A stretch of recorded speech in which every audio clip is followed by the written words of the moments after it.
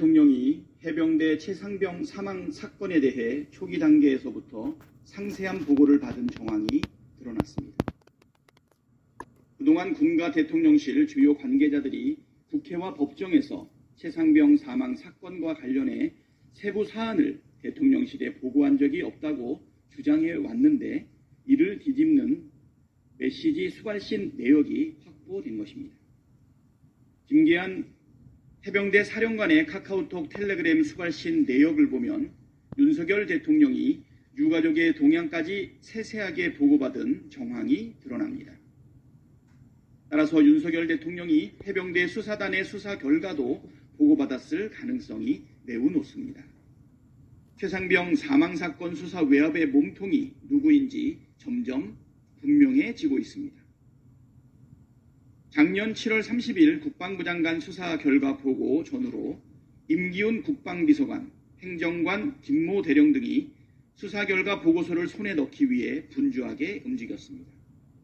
며칠 뒤인 8월 2일 해병대 수사단이 경북경찰청에 수사 기록을 이첩하자 대통령실 관계자들과 국방부가 해병대와 경찰에 황급하게 연락을 돌렸고 결국 수사 기록을 경찰에서 빼냈습니다. 누가 봐도 이상한 이 움직임들은 대통령의 관심을 빼놓고선 설명하기 어렵습니다. 해병대 수사단장이었던 박정훈 대령은 작년 12월 법정에서 7월 31일 11시경 대통령 주관 수석 보좌관 회의 시 국방비서관으로부터 해병대 1사단 사망사건을 보고받으면서 경로하여 바로 국방부 장관 연결하라고 하였고 대통령은 국방부 장관에게 이런 일로 사단장까지 처벌하면 누가 사단장을 할 수 있겠느냐며 질책하였다고 진술했습니다. 이 진술이 사실이라면 최상병 사망사고 수사 외압, 국기문란 사건의 몸통은 바로 윤석열 대통령입니다. 최상병 사망사고 수사 외압 의혹의 진상은 반드시 밝혀져야 합니다. 억울한 죽음의 진상 파악을 방해한 자들에게 합당한 책임을 물어야 합니다. 윤석열 대통령도 거기서 결코 자유로울 수 없을 것입니다. 어제 윤석열 대통령은 국무회의에서 이런 말씀을 하셨습니다. 국민의 생명과 안전을 지키는 일은 국가 안보, 치안과 함께 국가가 존립하는 이유이자 정부에게 주어진 가장 기본적인 헌법적 책무이다. 이 말씀에 전적으로 동의합니다.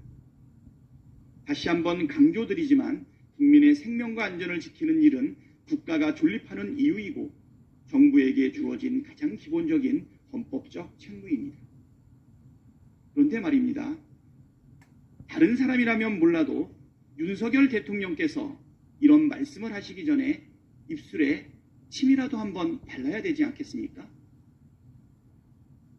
159명이 희생된 12구 이태원 참사의 진상을 밝히자는 이태원 참사 특별법을 거부해놓고 해병대 최상병의 억울한 죽음의 진상을 밝히기 위한 수사를 방해해놓고 국민의 생명과 안전을 지키는 일이 헌법상 책무라고 말하는 게 양심에 찔리지 않습니까?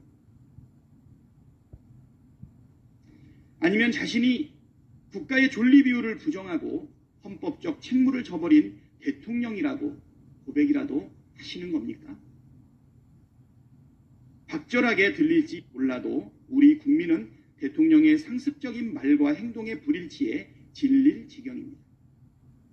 사인 간의 관계에서 말과 행동이 다른 사람은 당연히 기피 대상이고 심하면 사기꾼 소리를 듣습니다. 하물며 국가를 대표하는 대통령이 그런 모순된 태도를 보여서야 되겠습니까? 말 따로 행동 따로 말따 행따가 아니라 말과 행동이 일치하는 언행일치 대통령이 되시길 바랍니다. 지금이라도 이태원 참사 특별법을 전격 수용하겠다고 선언하고 유족에게 진심으로 사과하십시오.